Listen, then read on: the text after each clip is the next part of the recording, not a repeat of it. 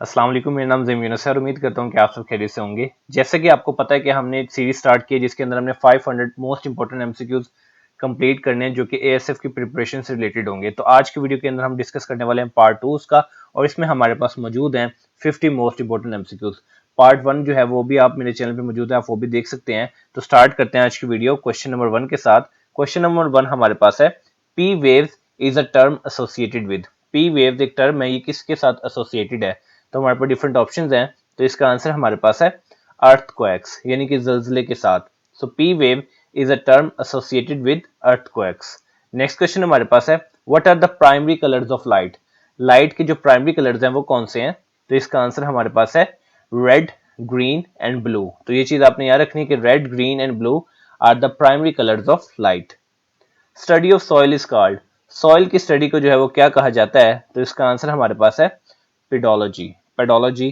तो आपने ये चीज याद रखनी है कि study of soil is called as pedology. Next question हमारे पास है, tetanus is caused by. Tetanus जो है वो किस वजह से होती है, उसका कॉजेटिव एजेंट कौन सा है? तो हमारे पास डिफरेंट ऑप्शंस हैं, क्लोस्ट्रीडियम, वायरस, बैक्टीरियोफेज या साल्मोनेला। तो इसका आंसर हमारे पास है क्लोस्ट्रीडियम। तो आपने याद रखना है कि टेटनस जो है वो क्लोस्ट्रीडियम की स्पीशीज है, बैक्टीरिया की, उसकी वजह से होती है, और स्पेसिफिकली होती है क्लोस्ट्रीडियम टेटनाई की वजह से। सो आपने याद रखना है कि tetanus is caused bye clostridium. Next question हमारे पास है, EEG records the activity of. अब बेसिकली ईईजी है कि इसकी एब्रीविएशन भी आपसे किसी एग्जाम में पूछी जा सकती है। तो ईईजी से मुराद है इलेक्ट्रोएंसेफेलोग्राफी। तो अब जहां पे एंसेफ्लॉन का वर्ड आ जाएगा इसका मतलब है कि ब्रेन। ठीक है, इसी तरह आपने लफ्ज सुना होगा ईसीजी, वो होता है इलेक्ट्रोकार्डियोग्राफी, और अगर कार्डियो का वर्ड हो गया तो इट मींस हार्ट।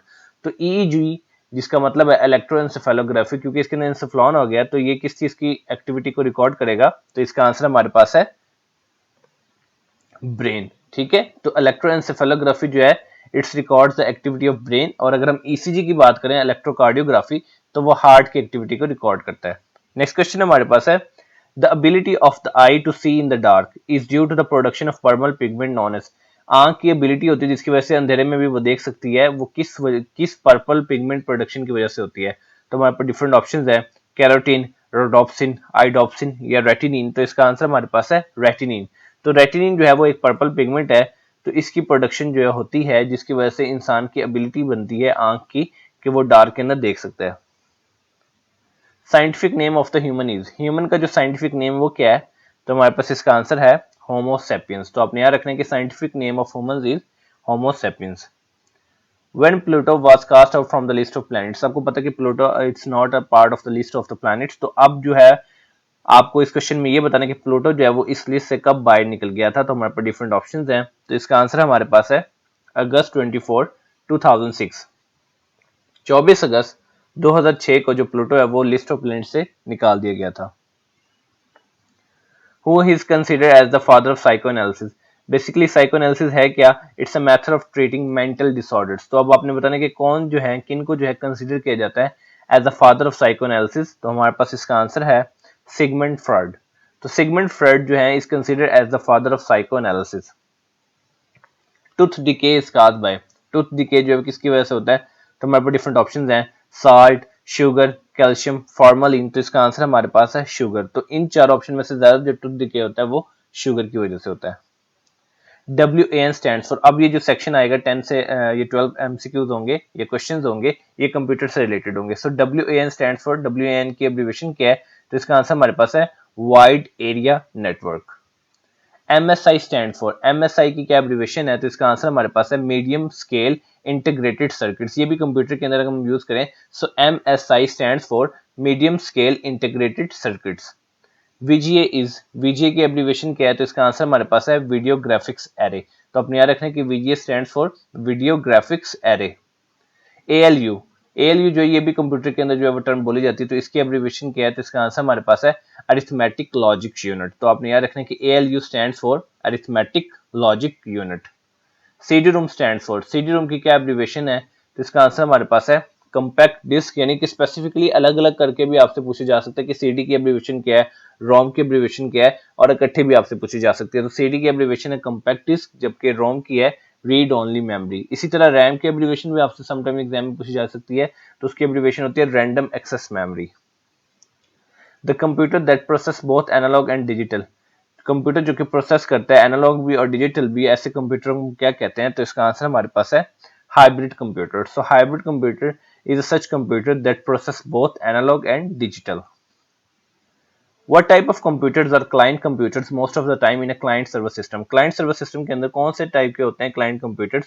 तो हमारे पास डिफरेंट ऑप्शंस हैं. मेन फ्रेम होते हैं, मिनी कंप्यूटर्स कहते हैं, या उनको माइक्रो कंप्यूटर्स कहते हैं, ये पीडीए कहते हैं. तो इसका आंसर हमारे पास है micro computers. So micro computers are basically client computers most of the time in a client server system. CAD stands for, CAD की एब्रीविएशन क्या है? तो इसका आंसर हमारे पास है कंप्यूटर एडेड डिजाइन. तो आपने याद रखना है कि CAD stands for computer aided design. Which of the following is the part of the central processing unit? आपके पास डिफरेंट ऑप्शंस दी गई हैं, आपको इसमें से बताना है कि सेंट्रल प्रोसेसिंग यूनिट का जो वो पार्ट जो है वो कौन सा है. It's printer, keyboard, mouse is a part of central processing unit और अरिथमेटिक एंड लॉजिक यूनिट. तो इसका आंसर हमारे पास है arithmetic and logic unit. So arithmetic और लॉजिक यूनिट जो होते हैं ये सीपीयू यानी कि सेंट्रल प्रोसेसिंग यूनिट का पार्ट होते हैं, जबकि printer, keyboard, mouse are not the parts of CPU. तो ये चीज आपने याद रखनी है. इसी तरह सीपीयू की भी एब्रीविएशन आपसे किसी एग्जाम में पूछी जा सकती है, तो उससे मुराद है central processing unit. Next question हमारे पास है MICR स्टैंड फॉर. MICR की एब्रीविएशन क्या है? तो इसका आंसर हमारे पास है मैग्नेटिक इंक करेक्टर रिकॉग्निशन. तो ये चीज आपने याद रखनी है कि MICR stand for magnetic ink character recognition. Next question हमारे पास है choose the correct spelling. Spelling आपने इसमें से करेक्ट चूज करने हैं. तो आपके पास थोड़ा सा टाइम है, आप माइंड में देखें कि आपको क्या लग जाए कि कौन सी स्पेलिंग जो है वो करेक्ट है. तो इसका आंसर हमारे पास है डी ऑप्शन, क्लॉकियल. तो ये जो है स्पेलिंग जो है करेक्ट है. अक्सर जो एग्जाम में ये पूछे जा सकते हैं, स्पेलिंग से रिलेटेड 2-3 क्वेश्चन भी अक्सर आ जाते हैं, तो स्पेलिंग्स भी आपकी जो है उसके ऊपर ग्रिप आपकी होनी चाहिए. A person living permanently in a certain place. अब ये इंग्लिश से रिलेटेड क्वेश्चन स्टार्ट हो गए हैं.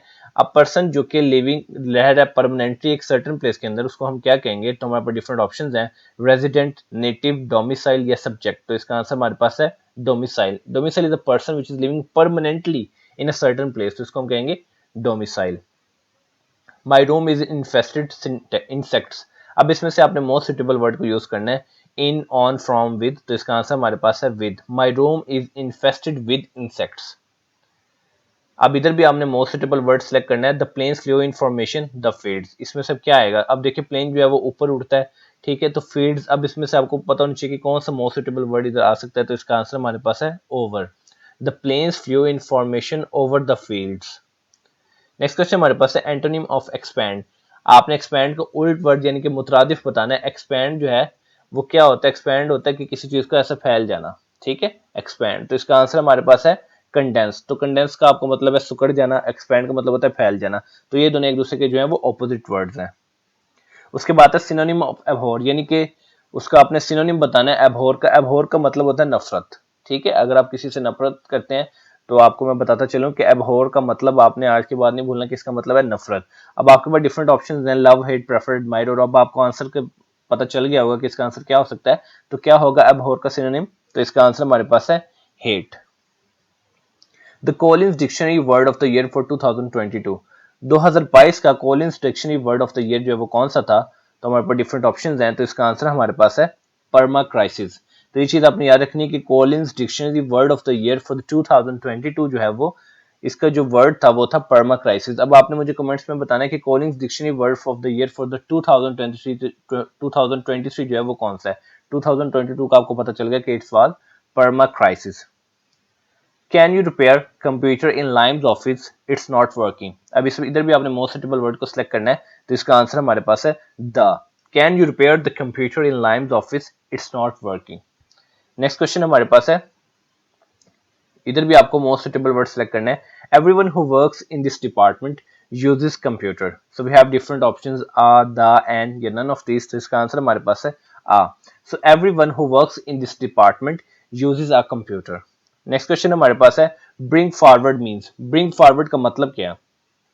तो हमारे पास डिफरेंट ऑप्शंस हैं, प्रोड्यूस, शो अप, क्लैरिफाई या नन ऑफ दिस. तो इसका आंसर हमारे पास है प्रोड्यूस. तो आपने याद रखना कि ब्रिंग फॉरवर्ड का मतलब है प्रोड्यूस.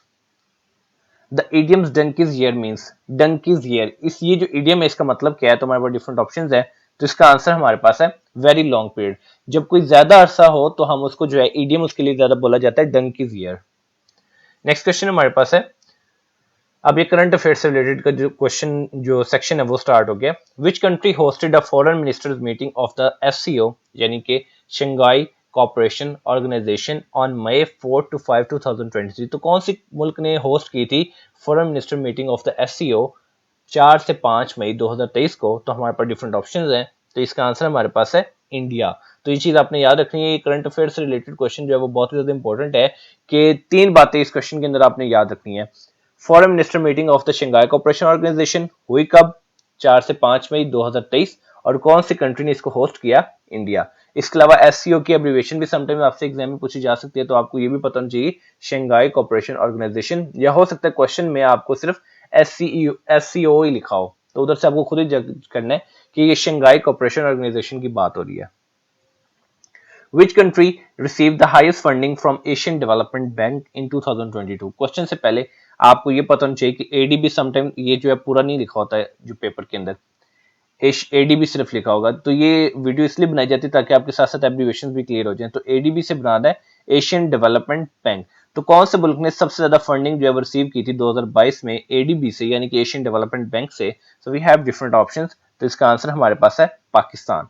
तो आपने याद रखना है कि Pakistan received highest funding from the Asian Development Bank in 2022।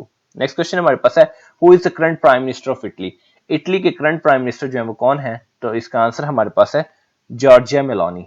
तो अब आपने क्या करना है, आपने गूगल पे जाना है, आपने क्वेश्चन लिखना है who is the current prime minister of Italy, आपके सामने पिक्चर आ जाएगी और साथ नाम आ जाएगा जॉर्जिया मेलोनी का। तो ये चीज अगर आप ऐसे प्रैक्टिस करेंगे तो आपको ये चीज कभी भूलेगी नहीं। तो आपने याद रखना है कि Giorgia Meloni is the current prime minister of Italy. Next question हमारे पास है what was the theme of the world press freedom day 2023? World press freedom day 2023 का जो थीम है वो क्या था? तो इसका आंसर हमारे पास है shaping a future for rights, freedom of expression as a driver for all other human rights. तो ये था theme for the world press freedom day 2023। So which country was ranked as the worst for the press freedom in the World Press Freedom Index 2023? World press freedom index 2023 के मुताबिक कौन सी country जो है वो रैंक हुई as the worst for the press freedom? तो हमारे पास डिफरेंट ऑप्शंस हैं, तो इसका आंसर हमारे पास है North Korea. So North Korea was ranked as the worst for the press freedom in the world press freedom index 2023। अब बात करते हैं कि कौन सी रैंक्ड हुई as the best. So which country was ranked as the best for the press freedom in the world press freedom index 2023? तो वो कंट्री थी नॉर्वे। तो आपने याद रखना है कि प्रेस फ्रीडम इंडेक्स के मुताबिक जो कंट्री वर्स्ट रैंक हुई वो थी नॉर्थ कोरिया, और जो बेस्ट रैंक हुई वो है नॉर्वे। नेक्स्ट क्वेश्चन हमारे पास है which city is rank as the wealthiest city of the world? कौन सा शहर जो है वो एज द वेल्थिएस्ट जो है सिटी रैंक हुआ है दुनिया के अंदर? तो हमारे पास डिफरेंट ऑप्शंस हैं, तो इसका आंसर हमारे पास है न्यूयॉर्क। तो आपने याद रखना है कि New York is ranked as the wealthiest city in the world. The current CEO of Twitter is, current जो है चीफ एग्जीक्यूटिव ऑफिसर जो है ट्विटर के वो कौन है?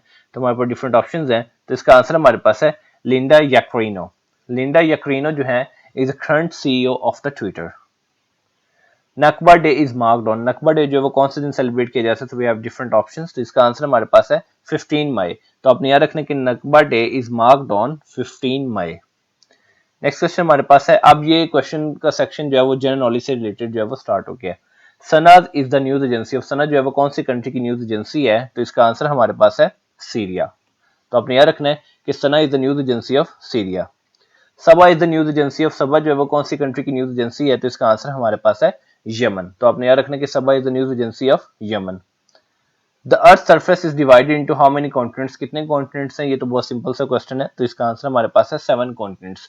समटाइम ऐसा होता है कि बहुत ज्यादा इजी क्वेश्चन होता है और हम उसको भी गलत कराते हैं, तो इसकी वजह से कोई कुछ इजी क्वेश्चन भी मैं इंक्लूड करता हूँ वीडियो के अंदर, ताकि हमारी जो बेसिक चीजें हैं वो भी हमारी साथ साथ रिवाइज होती रहे। So earth surface is divided into 7 continents.